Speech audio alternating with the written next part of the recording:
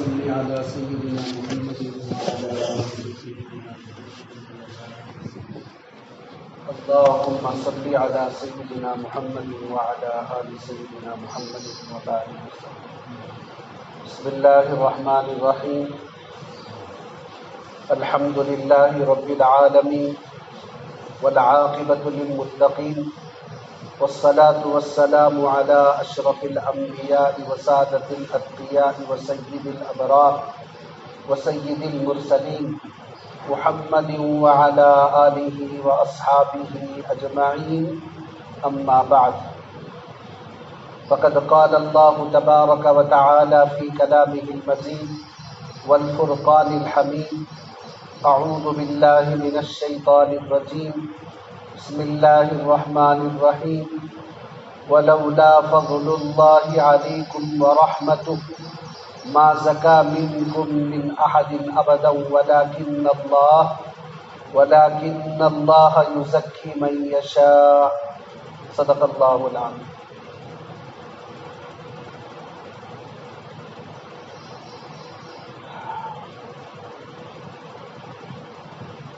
اس مبارک محفل میں تشریف لائے ہوئے تمام بزرگان محترم،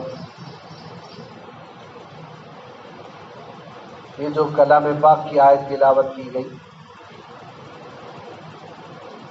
اللہ رب العزت ارشاد فرماتے ہیں: وَلَوْلَا فَضْلُ اللَّهِ عَلَيْكُمْ وَرَحْمَتُهُ. دیکھیے، خالی سورج نکلا، چاند طلوع ہوا، چاند سورج کا نکلنا الگ، چاند کا نکلنا الگ، لیکن اس کا روشنی پہنچانا اس وقت تک اس کے لیے ممکن نہیں جب تک کہ اللہ نہ چاہے. دیکھ، چاند اپنی لمعانیت سے لوگوں کو فائدہ پہنچاتا ہے، لیکن نکلنا الگ، پھر اس اپنی لمعانیت سے انسانوں کو فائدہ پہنچانا. اس آیت کا ترجمہ غور کیجیے، مضمون سمجھ میں آئے گا. وَلَوْلَا فَضْلُ اللَّهِ عَلَيْكُمْ وَرَحْمَتُهُ. اے پیغمبر صلی اللہ علیہ وسلم، اگر اللہ کا فضل اور اللہ کی رحمتیں آپ پر نہ ہوتی، آگے کیا ہے؟ ما زکا منکم من احد ابدا.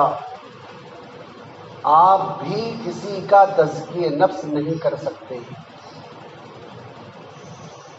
نبی ہیں، نبوت موجود ہے، لیکن جب تک اللہ نہ چاہے نبی بھی کسی کو فیض نہیں پہنچا سکتا.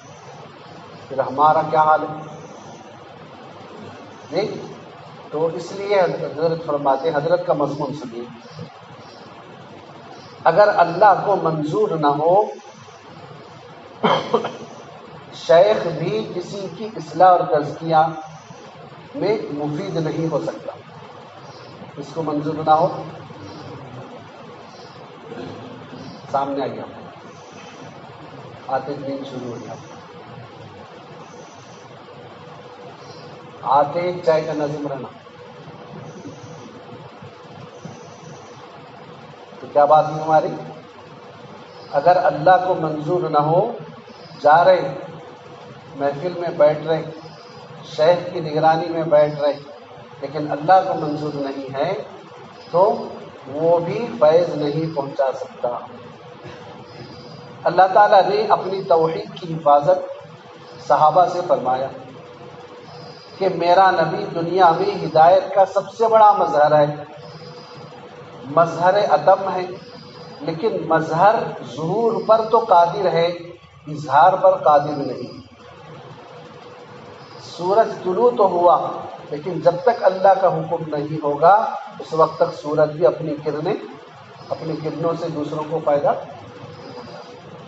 نبی تو آ گئے، لیکن نبی کے فیض سے استفادہ بھی اس کی مرضی پر. یہی وہ آیت: وَلَوْلَا فَضْلُ اللَّهِ عَلَيْكُمْ وَرَحْمَتُهُ. اللہ کا فضل و رحمت اگر نہ ہوتا تو ما زکا منکم من احد ابدا، پیغمبر آپ بھی کسی کو تزکیہ نفس، اگر اللہ کی رحمت اور فضل نہ ہو تو قیامت تک تم میں سے کوئی پاک نہیں ہو سکتا۔ ما زکا، پاک ہونا۔ تزکیہ نفس کا معنی کیا ہے؟ برتن جو میلا ہوا ہے دل پاک ہو۔ وَلَكِنَّ اللَّهَ يُزَكِّي مَن يَشَاءُ، لیکن جب میری مشیت شامل ہوتی ہے تو ان مظاہر ہدایت کے ظہور میں اظہار کا حکم لگا دیتا ہوں کہ اب ظاہر کر دو۔ تو میری مشیت سے بندوں کا تزکیہ ہوتا ہے جی، تو لہذا صحبت شیخ کے ساتھ یہ بھی دعا کرنا چاہیے کہ اے اللہ، ہمارا اختیار یہاں تک آنا تھا، اپنے کو شیخ کی خدمت میں حاضر کر دیا، اب آپ اپنا وہ فضل و رحمت، وہ مشیت اس آیت میں جو مذکور ہے شامل حال کر دیجئے تاکہ ہمارا تزکیہ ہو جائے۔ تو یہاں آنے کے بعد کیا دعا بھی کرنا ہے؟ آنا تو ہمارا کام تھا جی، لیکن شیخ کے یا سامنے والے کی باتوں سے فیضیاب ہونا بھی ہمارے حق میں مقدر کر دیجیے۔ اور آ کر سو گئے تو کچھ بھی نہیں، آئے تھے خالی ہاتھ، جا رہے ہیں، اس لیے اس کا خیال رکھیے۔ تھوڑی دیر کے لیے ہم آتے ہیں، حشاش بشاش ہو کر آئے۔ اب ہمارے مدرسے میں ہم کیا کرتے ہیں، بچے آتے سوتے پہ کھڑا کر کے 30-40 رپٹ کراتے، اب وہ تو یہاں نہیں ہو سکتا، اس لیے کہ بلڈ سرکولیشن ذرا فاسٹ ہو جاتا، اب وہ تو یہاں نہیں کر سکتے بزرگوں، بس خالی گزارش کر سکتے۔ تو اس سے پتہ کیا چلا، خالی آنا اصل نہیں ہے بلکہ سامنے والے سے فیض حاصل کرنا بھی، تو فیض آنے کے لیے بھی کرنا کیا ہے؟ دعا، صحیح جواب۔ تو بیدار رہے تو ہی جواب دے سکتے، اس سے بھی پتہ چلا نہیں، دعا مانگنا۔ حضرت کا اور ایک مضمون سنیے، مقام نبوت مقام صدیقیت کا فرق۔ ہم دعا مانگتے ہیں مسجدوں میں سنے ہوں گے آپ، اهدنا الصراط المستقیم صراط الذین انعمت علیہم من النبیین، پارے 1 سے پارے 5 میں جاتے ہیں، من النبیین، صراط مستقیم کس کا؟ من النبیین، جس پر انبیاء چلے، والصدیقین، جس پر صدیقین چلے، من النبیین والصدیقین والشہداء والصالحین۔ نبوت، صدیقیت، شہداء، صالحیت، صالحین۔ تو نبوت اور صدیقیت میں کیا فرق ہے جی؟ ارشاد فرمایا کہ من النبیین کے بعد صدیقین ہے، اس سے معلوم ہوا کہ ولایت کا اعلیٰ ترین مقام صدیقیت۔ ہم نبی تو نہیں بن سکتے، اور مسئلہ بھی یہ ہے جان بوجھ کر نبوت مانگنا بھی کفر ہے، جان بوجھ کر نبوت مانگنا بھی کفر ہے۔ کیوں؟ اس لیے کہ نبی کا انتخاب کون کرتے ہیں، اور نبی کا سلسلہ ختم ہو گیا، پھر بھی اگر کوئی مانگ رہا، اے اللہ مجھے یہ شہید کا، صالح کا درجہ بھی نہ کو، شہید کا درجہ بھی نہ کو، صدیق بھی نہ کو، اس کے اوپر دیجیے، تو یہ مانگنا بھی غلط ہے۔ اچھا دیکھیے، اس سے معلوم ہوا کہ ولایت کا اعلیٰ ترین مقام صدیقیت، جہاں صدیقیت کی سرحد ختم ہوتی ہے اس کے فوراً متصل نبوت کی حد شروع نہیں ہوتی، بلکہ کافی فاصلہ چھوڑ کر پھر نبوت کی ابتدا ہوتی ہے جی۔ صدیقیت کا مقام ختم ہو رہی ہے تو فوراً نبوت میں شروع ہو رہی، صدیقیت کا مقام ختم ہونے کے بعد اتنا فاصلہ چھوڑ کر یہاں نبوت شروع ہو رہی ہے۔ حضرت مثال دی ہے کیونکہ حضرت پاکستان کے، تو پاکستان ختم ہونے کے بعد فوراً ہندوستان میں شروع ہوتا، بلکہ کچھ زمین ایسی ہے جو نہ ہندوستانوں کی ہے نہ پاکستانوں کی ہے، اس کے بعد کون سی حد شروع ہوتی؟ ہندوستان کی حد شروع ہوتی۔ تو تو صدیقیت ختم ہوتی نبوت نہیں آ رہا، یا نبوت ختم ہوتی فوراً صدیقیت نہیں آ رہی، بلکہ درمیان میں فاصلہ. اس کے فوراً متصل نبوت کی سرحد شروع نہیں ہوتی، بلکہ کافی فاصلہ چھوڑ کر پھر نبوت کی ابتدا ہوتی. یہ تشریح کس نے کیا؟ حضرت شاہ ولی اللہ علیہ رحمہ کا یہ کاشفہ، حضرت کی تحقیق. جیسے ہندوستان کی سرحد جہاں ختم ہوتی ہے، درمیان میں کچھ زمین ایسی ہے جو نہ ہندوستان کی ہے نہ پاکستان کی، کچھ فاصلے کے بعد نبوت کی سرحد شروع ہوئی. اسی طرح اللہ رب العزت نے انبیاء اور اولیاء کی سرحدوں میں فاصلہ کر دیا، نہ کہ فاصلہ کر دیا کہ نہ آگے ولی جا سکتا ہے نہ پیچھے نبی آ سکتا ہے. ایک بڑا ولی ہے، اب ولی ہونے کے بعد آگے گیا تو نبی بنتا نہیں، فاصلہ فوراً فاصلہ، اور نہ نبی پیچھے آ سکتا ہے. جی عظمت نبوت کا بھی تقاضا تھا کہ جہاں سے ولایت کی سرحد ختم ہو، نبوت کی سرحد اس سے بالکل ملی ہوئی نہیں ہونا چاہیے، اس لیے کہ نبوت کا مقام بڑا بلند ہے. تو نبوت اور صدیقیت کا فرق. تیسرا مضمون سنیے، حصول مقام صدیقیت کے لیے دعا کرنا ہے. ٹھیک، جیسا کہ میں جمعہ میں بھی عرض کیا تھا کہ ہر ایک میں ولی بننے کی صلاحیت، ہر ایک میں عبد المتین صاحب، ہر ایک میں ولی بننے کی، لیکن اس کے لیے کیا کرنا ہے؟ بیٹھے جگہ ولی بن سکتا، اس کے لیے اپنے آپ کو کسی ولی کے حوالے کرنا، اس کی نگرانی میں رہنا. جیسا کہ مثال کے طور پر یہ جو میرا موبائل ہے، اس کو آپ آم کی گٹھلی سمجھیے. کیا ہے؟ میں یہ کہوں کہ بھئی اس آم کی گٹھلی میں 50,000 آم نکلنے کی صلاحیت ہے، لیکن ایک آم کے درخت کو کتنے نکلتے؟ بے حساب ہزاروں نکلتے. الحمدللہ ہمارا ایک باغ ہے، یہ حالات میں بیچے، اس کو کنڈی سے کرتے، اس میں آم کے درخت، ایک ایک درخت میں بعض مرتبہ ایک ایک لاری کا لوڈ نکلتا. تو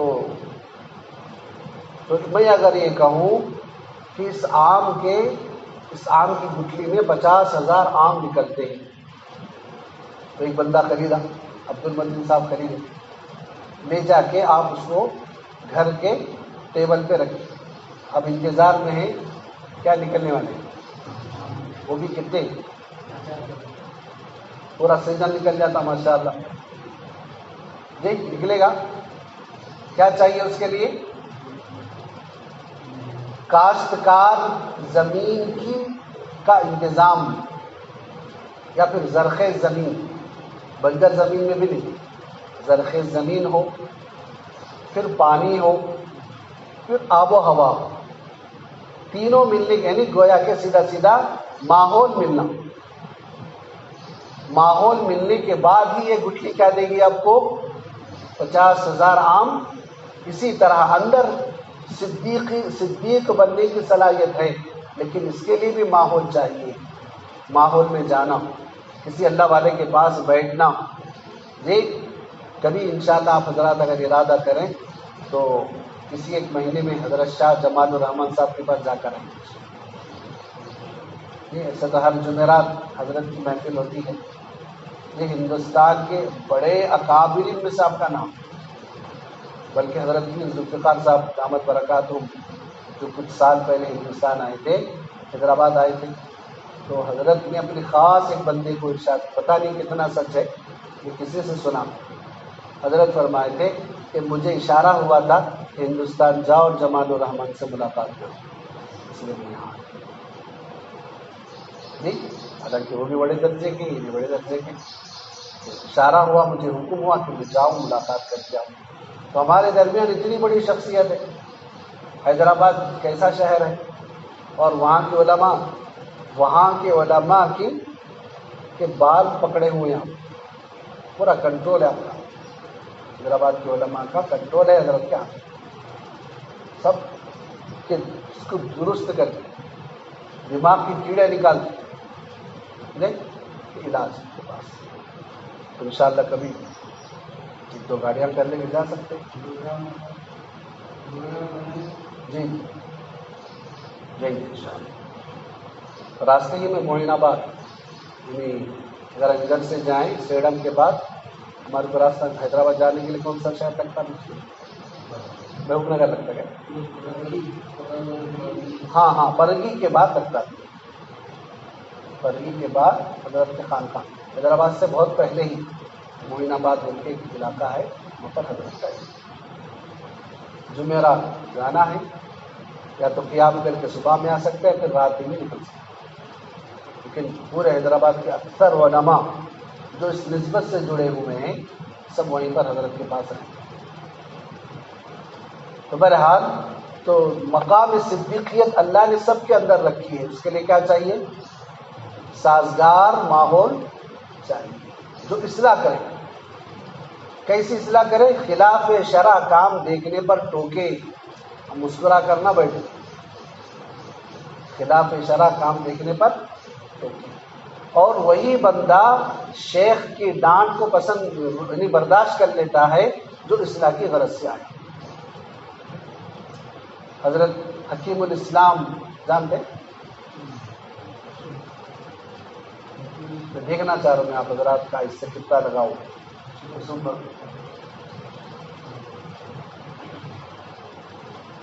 مولانا کو چھوڑ کر باقی طرف جاؤ.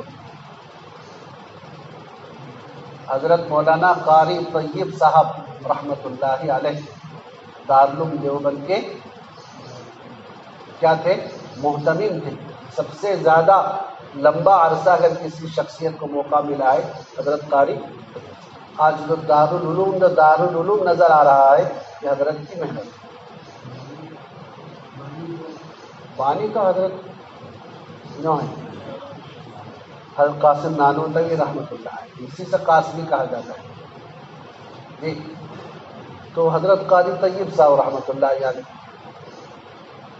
چھوٹی عمر میں محتمم بنے. تقریباً 40 سال تک آپ یا اس سے زیادہ عرصہ آپ محتمم بنے، اور بہت زیادہ خوبصورت، بہت زیادہ. لیکن ان کے حضرت فرماتے، خود حضرت کی آپ بیتی ہے کہ چند سال ہونے کے بعد 2-3 سال کے بعد میرے اندر عجب آنے لگا. عجب، بڑا بھائی میں اتنی کم عمر میں اتنا خوبصورت انسان، دارالعلوم ہندوستان میں سب سے بڑا مدرسے کا محتمم.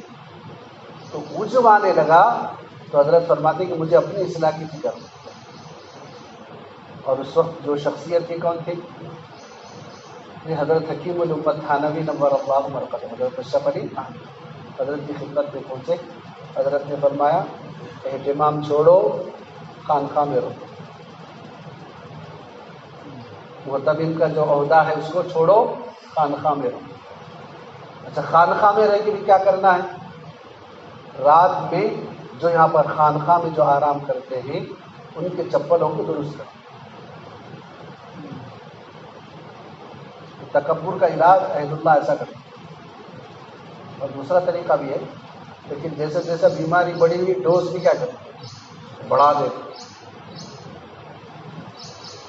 اتنے بڑے محتمم، اتنے بڑا عالم دین، دیکھ حضرت چونکہ اصلاح کی غرض سے گئے تھے، حضرت گئے کئی دنوں تک حضرت چھپ کر دیکھتے تھے کہ قاری طیب کیسا چپلوں کو درست کرتے ہیں. تو حضرت نے دیکھا کہ جو نئے چپل ہیں اس کو سیدھا درست کر رہے تھے، جو پرانے چپل ہیں اس کو خاص توجہ نہیں دے رہے. نہیں یہ واقعہ حکیم خطبات حکیم اسلام میں بھی ہے، حضرت خطبات الفقار میں بھی.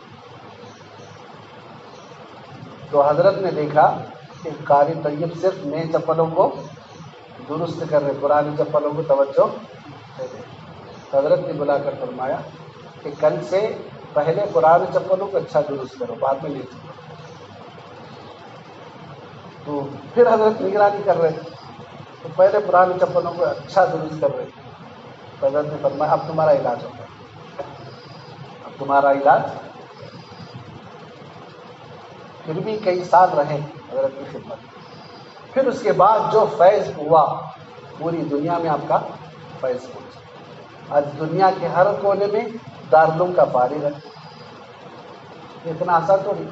اس وقت جب 1857 میں جب پہلی مرتبہ جنگ آزادی ہوئی تھی جس میں مسلمان کو شکست ہوئی اپنے ہی لوگوں کی غداری کی وجہ سے، وسائل کی قلت کی وجہ سے، تو اس وقت انگریز جو ہے دو بڑے بڑے ہتھیار استعمال کیے. ایک جگہ جگہ پہ عیسائیت کا دواخانہ اور تعلیم گاہیں. تعلیم کے ذریعے سے اندر مسلمانوں میں زہر پہنچا. تو اس وقت اللہ رب العزت نے آپ کے دل میں بات ڈالی تھی کہ بھئی یہاں پر ایک ہمارا مدرسہ کھولنا چاہیے. تو اسی وقت آپ نے یعنی 1857 کے اس جنگ آزادی کے بعد 2 سال کے بعد دارالعلوم دیوبند کا 2 یا 3 سال کے بعد افتتاح ہوا. اس وقت ایک استاد ایک شاگرد اور عمارت بھی نہیں تھی. انار کا درخت آج بھی الحمدللہ وہ ہے. انار کے درخت کے نیچے محمود الحسن محمود حسن، استاد اور شاگرد کا نام دونوں ایک ہی. فرق ہے کہ ایک میں الف لام ہے دوسرے میں الف لام. محمود الحسن محمود حسن. اور آج غالباً میں سمجھتا ہوں شاید 13 یا 14 ہزار بچے.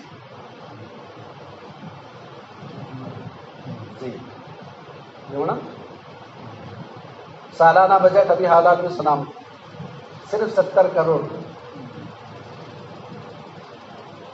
کتنا کون دے رہے بھائی؟ آپ جیسے لوگ دے رہے. آپ جیسے لوگ دے رہے. چلا رہے اللہ تعالیٰ. ایک دن کا سورج نکلا تو روز کا خرچ آپ ڈیوائڈ کیجیے. 2-3 لاکھ تو روز کے خرچ ہو گئے. صرف اتنے ہزار بچوں کا 3 وقت کھانا.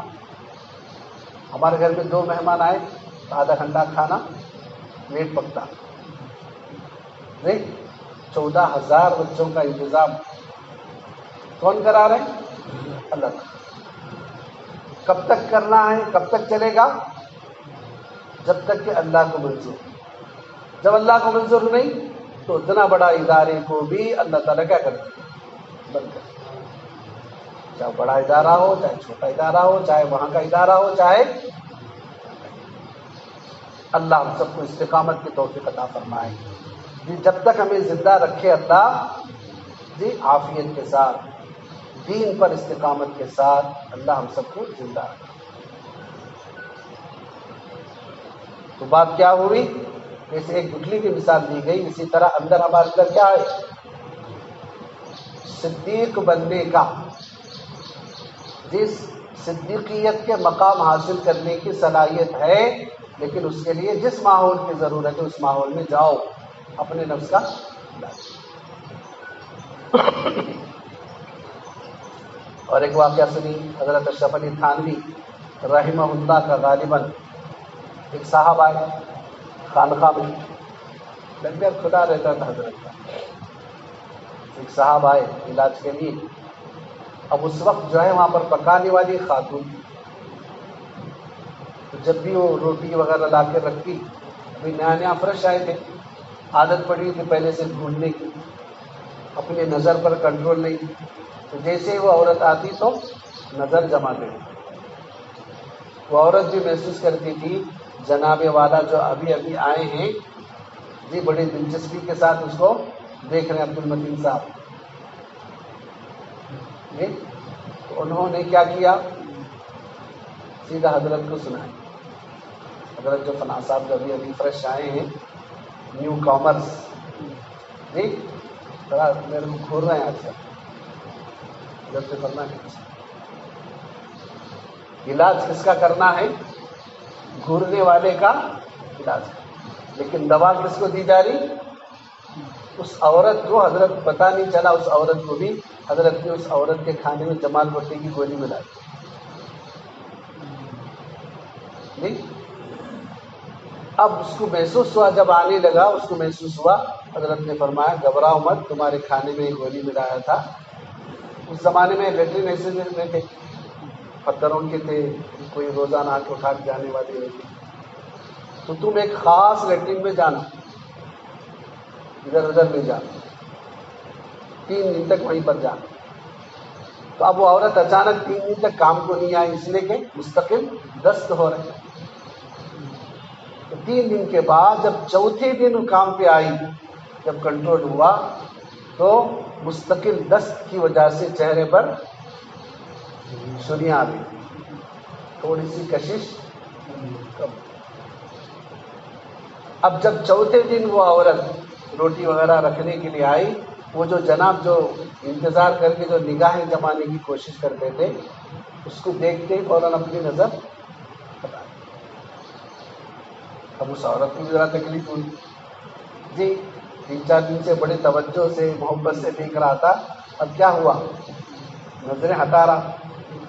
تو حضرت کو سنایا، حضرت ایسا کر رہا۔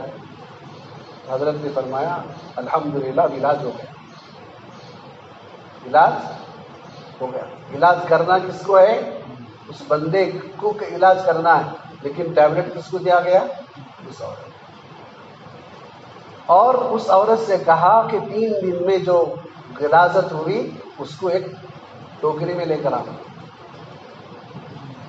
نہیں، اب حضرت اس بندے کو تنہائی میں بلائے اور بلا کر فرمایا کہ آپ جس عورت کو جو بڑی میلی نگاہ سے دیکھ رہے تھے، 3 دن کے بعد اب آپ کی نگاہیں نہیں پڑ رہی، اس کے اندر کوئی چیز کم نہیں ہوئی، نہ ناک کم ہوئی، نہ کان کم ہوئے، نہ دانت کم ہوئے، صرف اندر سے یہ چیز نکلی جس کو آپ دیکھ رہے تھے،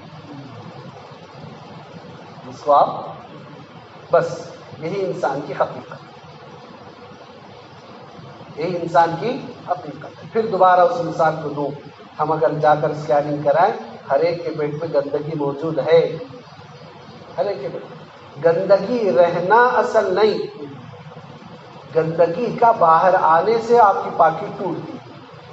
ہر ایک کے اندر گندے خیالات ہیں، باعث انسان ہونے کی، دیکھنے کی خواہش، بات کرنے کی خواہش، جی یہ جو ہے، لیکن اس خواہش کا ہونا اصل نہیں، لیکن خواہش جب باہر آئے گی اس وقت گناہ کا حکم لگے گا۔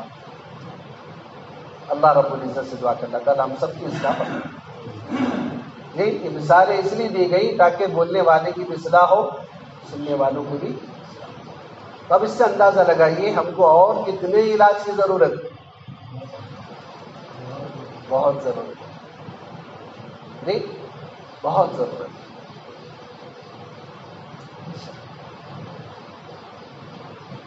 تو مقام صدیقیت کے لیے دعا مانگنا ہے۔ عارف کی مثال سونے کے ترازو کی مانند۔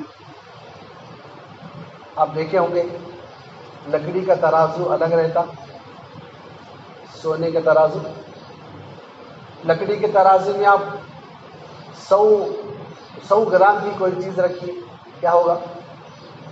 کچھ بھی نہیں ہلے گا۔ لیکن سونے کا جو ترازو رہتا ہے، فین کی ہوا سے، بعض مرتبہ ہماری سانس کی ہوا سے بھی کیا ہو جاتا، 1-2 نمبر بتانے لگتا، دونوں میں فرق۔ تو حضرت فرماتے دیکھیے، ایک لکڑی تولنے کے ترازو ہوتی ہے اور ایک سونا تولنے کی ترازو۔